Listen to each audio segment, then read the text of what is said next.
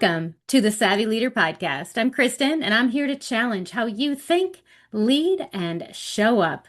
Because this isn't about surface level success. This is about clarity, alignment, and making decisions that actually move your life forward. If you're ready to stop performing and start leading with real intention, then you are in the right place, my friends.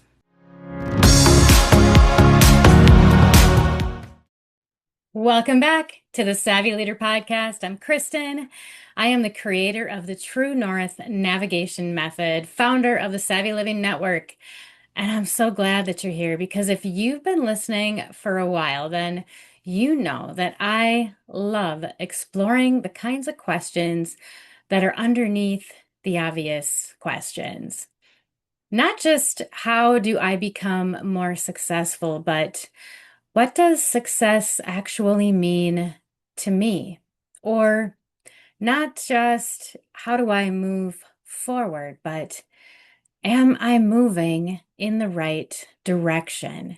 And lately, I've been sitting on another question that I just don't think we talk about nearly enough. And that is this: how do I protect the life that I'm building? We spend a lot of time talking about how to build the life that we want. We talk about goals, we talk about success, and we talk about freedom. We talk about finding meaningful work, building businesses, improving our relationships, taking better care of ourselves, even creating financial stability and security, and also about designing a life that actually feels like our own.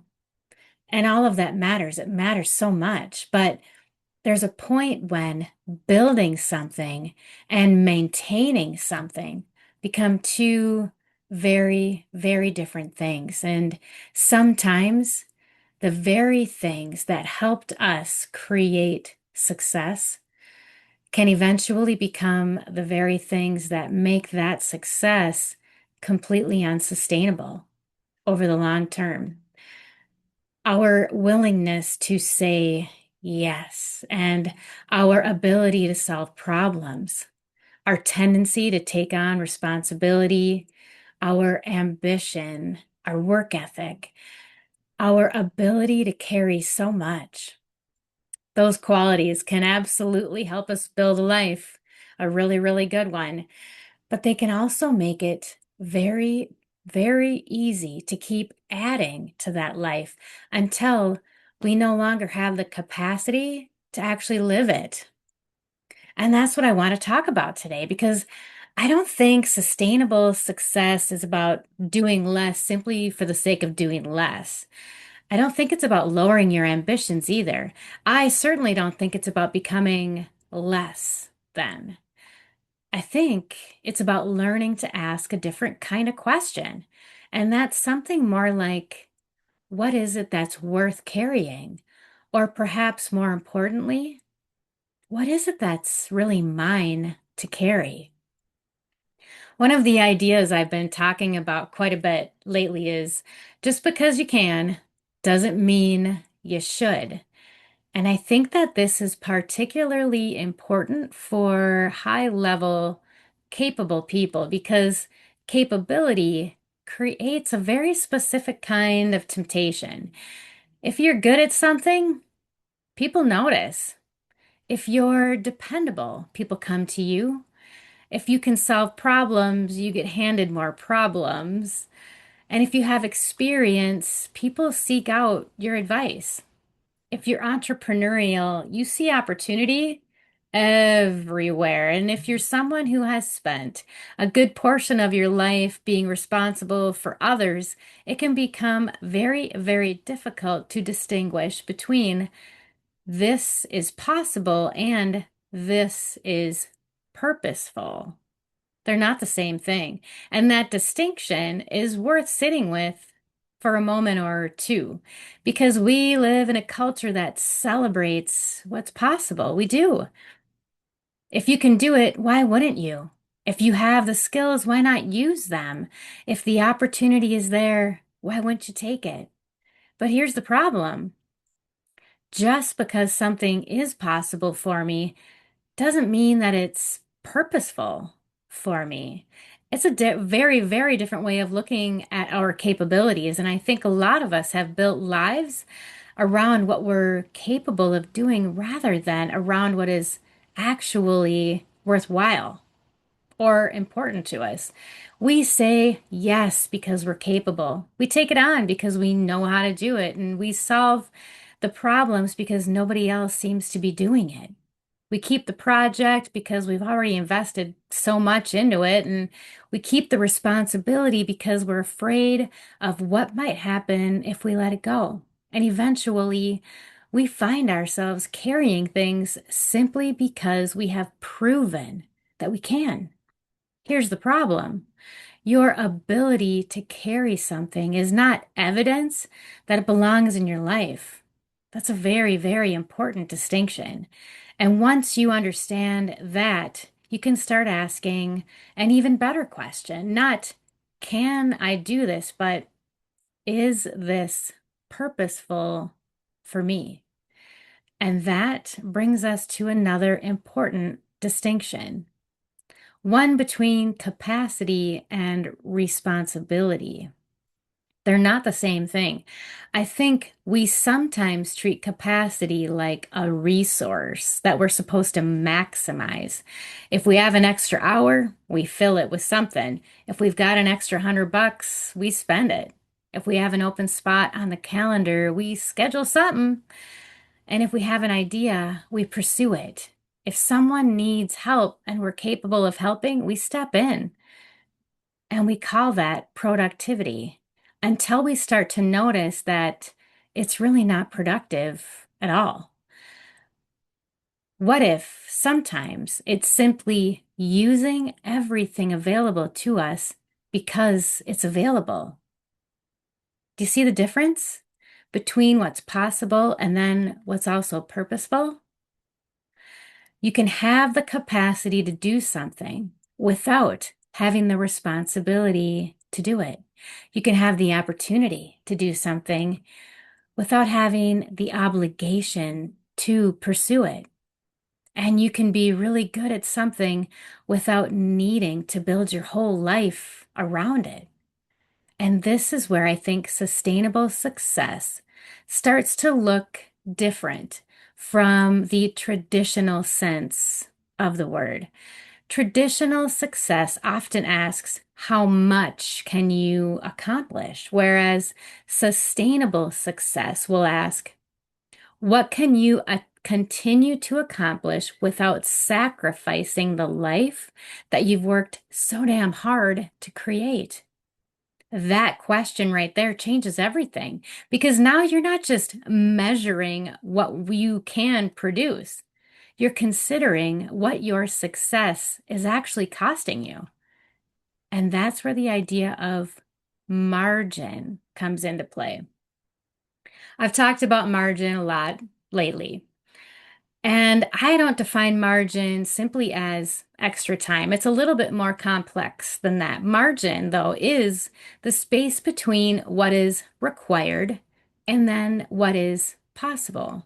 It's the breathing room that allows you to respond when life doesn't go according to plan, because life will not always go according to plan. There will be an unexpected phone call or situation with the family, a health crisis or client emergency, maybe even a financial surprise, a change in plans, or a new opportunity. As sometimes even a good thing requires capacity. That's an important point. We tend to think of capacity as something we need when something goes wrong, but we need capacity for good things too. A new opportunity requires time. A new relationship requires attention. An adventure requires flexibility, and creativity requires space. And if every ounce of your time, energy, money, and attention has already been allocated, you don't have the flexibility to respond to any of it. And then everything is suddenly a crisis. That is why margin matters. But I think there's another word that belongs right next to that, and that is reserves. Margin is the space. Reserve is the actual capacity you intentionally keep. You reserve it. Sort of like a savings account. You don't spend every dollar you own. You don't have to spend every minute you have. You don't have to accept every opportunity, and you don't have to give every ounce of your energy away. Some of what you have can remain intentionally uncommitted. Not because you're not ambitious, hell no, but because your future self may thank you for it. And that brings us to a difficult truth, because I think that this is one of the biggest lessons of sustainable success, and that is to stop spending everything you have simply because you have it. That applies financially, of course, but it also applies to time, energy, attention, creativity, relationships, and even your emotional capacity. And this concept, this is going to be particularly difficult for people who are used to being really productive, because an empty space on the calendar can feel like an opportunity wasted. But an empty space isn't necessarily wasted. Sometimes it's protected, sometimes it was deliberate, and it's what allows you to think. It's what allows you to notice something you might have missed, or sometimes it's what allows you to be present with the people you care about. Sometimes it's simply what allows you to get the rest you need before your body forces you into it. There's a difference between unused and unavailable. Sometimes what looks unused is actually being reserved for something more important. And I think that is a mindset shift worth making. Absolutely. Because if we're constantly spending everything we have all the time, we're not actually creating freedom. We're creating a life that requires everything we have all the time. And that leads me to yet another concept that I've been thinking about lately. Optimization. It's such a big, fancy, fun word. We are surrounded by messages telling us to continually optimize. Optimize your morning routine, optimize your business, optimize your health, your productivity, your income, your time. And there is value in being intentional and optimizing. Don't get me wrong. But there is a very fine line there, because life isn't a spreadsheet, and the goal isn't to see how much life you can fit into your days. The goal is to create a life worth spending your time in and worth working for. Does that make sense? A completely optimized schedule may leave no room for spontaneity. A completely optimized business won't leave any room for creativity or expansion, even. A completely optimized calendar doesn't leave any room for unexpected guests. And a completely optimized life will leave no room for just being human. Sustainable success doesn't mean maximizing every single resource. Sometimes it means protecting some resources from being maximized. And I think that's where this conversation starts to get kind of personal, because we got to ask ourselves, what am I actually building success for anyway? If you're building a successful business because you want freedom, does the business you're building actually give you that freedom? If you're working hard because you want financial security, are you building that security, or are you simply growing into a higher cost of living that requires you to keep on working? If you're building a career because you want meaningful contribution, does that career allow you to actually contribute in the ways that are meaningful to you? If you're working toward greater health, is your approach to success supporting healthy habits or constantly competing with them? If relationships are what matter to you, does the life you're building leave room for the people you care about? If faith matters to you, does your schedule leave room for stillness, reflection, prayer, and even perspectives? What about adventure? If adventure matters to you, have you created enough flexibility to actually go somewhere when the opportunity appears? All of these questions should be prompting you to evaluate what it is you're working for and then what you're working so damn hard on. Because sometimes we achieve the thing we said we wanted, only to discover that the way we built it makes it difficult to actually enjoy why we built it. It's not failure, you guys. That's just a design flaw, and designs can be reimagined, which brings me back to one of my favorite metaphors. The cathedral and the spring. I have been using this metaphor so much because it was just so empowering for me. And it comes from a hike that I took in North Florida to a place that was called the Cathedral of Palms. Beautiful place. At the halfway point to the big reveal on this relatively lengthy hike, there was this beautiful and serene, hidden, natural spring. And it was so beautiful that while you sat there, resting and relaxing and recovering from, again, halfway midpoint through this relatively long hike, it was such an unexpected serenity that comes to you. It almost causes you to start to question the existence of the main event.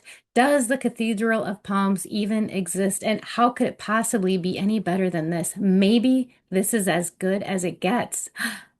But that was the whole purpose for the laborious 7-mile hike all the way to the cathedral. The spring, though, is so beautiful that you almost turn back. And I think sometimes that's exactly what happens in business and in life. We settle for the spring because we've stopped believing that the cathedral is even there. Or maybe it won't even meet the expectations that we built it up to be. There's another side of that metaphor, though, you guys. And that's what I've been thinking about. It's the realization that once you do finally reach your cathedral, you actually have to live inside of it.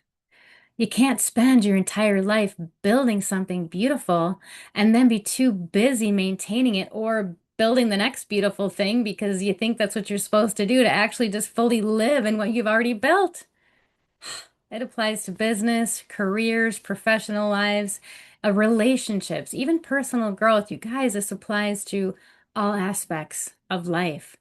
There is always another goal, another project, another opportunity, another step up, another thing that we could improve. And if we're not careful, we can spend our entire lives preparing to enjoy the life that is already available to us right now. Right now. At some point, sustainable success asks us to stop and notice what we've built, how far we've come, and then determine how much more capacity we actually have to continue, or whether or not we even need to. Because it's not all about the building, it's all about the living. And sometimes living well requires that we stop adding. I've also been thinking about this in the context of business because I've talked recently about the idea that just because you're capable of doing many things doesn't mean that you need to do all of them. In fact, sometimes narrowing your focus is what allows you to let your expertise shine. That's right. Put your expertise in the limelight. Let it be seen and become so much more visible. The same thing is true in life. We often think that growth means addition. Add another offer, a project, add another opportunity or responsibility, or how about one more goal? Sometimes, though, growth means subtraction, and removal is what's necessary to create alignment. Remove what isn't yours. Remove what is consuming some disproportionate amounts of your energy. Remove the obligations that just no longer make sense and remove the commitments that you're maintaining because nobody else will. Remove that thing that you keep doing simply because you're good at it. That, my friend, is discernment because sustainable success isn't about how much you can carry. It's about knowing what deserves to be carried and then carried by you. And once you start figuring out what deserves to be carried, you can start creating some actual space. So let's make this practical, shall we? I want to give you something very practical to think about over the next week. 5 questions. That's it, just 5. I don't want you to answer all of them at once. I want to encourage you to sit with them for a day, 2 days, even a week. Think them over, write them down, come back to them, and let yourself think about them before you immediately start solving them, okay? Question number 1. What am I carrying? Look honestly at your responsibilities, commitments, projects, expectations, and obligations. What is currently consuming the most of your capacity? Don't judge it, just identify it and write it down. Number 2, which of these activities are actually yours to carry? This is going to be a tough question because you need to look at which of the things that you just wrote down truly belong to you. Or what of them are you carrying because you're capable? What are you carrying because you're expected to? Or what are you carrying because you've always carried it? And then what is genuinely yours to hold and circle it? Circle what is genuinely yours. Next, take a look at that list and what needs to be released. This is where sustainable success gets a little uncomfortable. What is it that you can stop doing? What can you delegate or simplify? What can you finally say no to? What can wait? What can you let go of? Perhaps the hardest question, though, is what are you doing simply because you can? Right now, I'd like you to jot down a few simple ideas or make some notes about putting plans in place to release the things that you no longer need to carry. You can't solve it all at once. You're not going to fix everything today. You're just going to identify what needs to change and start actively putting some ideas and some thoughts in motion to work towards making those changes. Okay? Number 4, what in your life needs protection? Now, let's take a look at all the areas of your life that need to be protected. What are the things that you don't want your success to cost you? Is it your health, your relationships, friendships, faith, creativity, or freedom? What about time, peace, or your ability to be present? Name them. Maybe it's adventures. Maybe it's reading. Write them down. Write them down because if you don't intentionally protect what matters, everything else is going to compete for that space.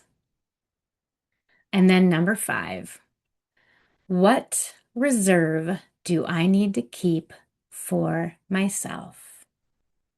What do you need to intentionally leave uncommitted? Maybe it's an afternoon one day a week. Maybe it's a little money. Maybe it's energy. Maybe it's some creative space. Or how about time with someone you really love spending time with? Maybe it's simply one evening where nothing is scheduled. Maybe it's your growth. Whatever it is, don't automatically give it away. protect some reserve for you because life will eventually ask something of you that you didn't plan for. And having reserve means that you can respond without dismantling everything else that you've built. Okay? There's another reason that I think this conversation really matters, and that is next month, September. I'm going to start asking a slightly different question because if August is all about sustainable success, we've been asking, how do I protect the life that I'm building? Then September naturally is going to ask, now that I've created some space, how and where should I be investing my time and my energy? It's such a different question, and it is so important because the answer isn't automatically do more or find more opportunities. It's going to be something much more deliberate than that. We live in a world with endless opportunities, no doubt. There are more ways to make money on more platforms using more technology with more ideas available and more people to connect with. There are so many more businesses that we could build and more things that we can learn and more places that we can go. There's more ways we can spend our time. And all of that sounds like freedom, but unlimited options can also create a huge sense of overwhelm because when everything is possible, everything can start to feel important and everything cannot be important. So September will be about focused growth, not shrinking, not playing small, and certainly not abandoning any ambitions. We're simply going to learn how to be more deliberate about how and where we invest what we have. Because remember, you cannot meaningfully decide where to invest your energy if you've already committed all of it. That's why I think these two ideas belong together. First, create the capacity, then choose where to invest it. First, protect what you're building, and then decide what deserves to grow. And maybe this is the real progression. Possible equals purpose equals focused. That's right. So maybe sustainable success isn't about finding that perfect balance. Maybe it's about creating a life that has enough flexibility to be adjusted when the seasons change, because they will change. And so will your priorities and responsibilities. Your capacity will certainly change. Your opportunities, those are going to change too. And guess what? So will you. You will change. That's life.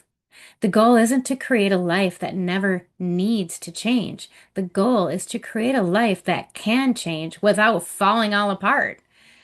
And I think that is what sustainable success really, really means. It's building something strong enough to support you without becoming something you have to constantly sacrifice yourself to maintain. So this week, I'd encourage you to look at your life through a slightly different lens. Not what else can I accomplish, but how about what am I carrying that I just don't really need to? Not how much more can I fit in, but what needs more room? Where can I create space? Not what else can I say yes to, but what is it that really deserves my yes? Maybe most importantly, ask yourself, what am I building this life for?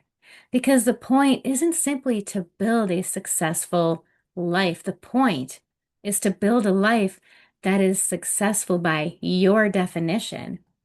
And then to have enough margin, reserve, and capacity to actually live it.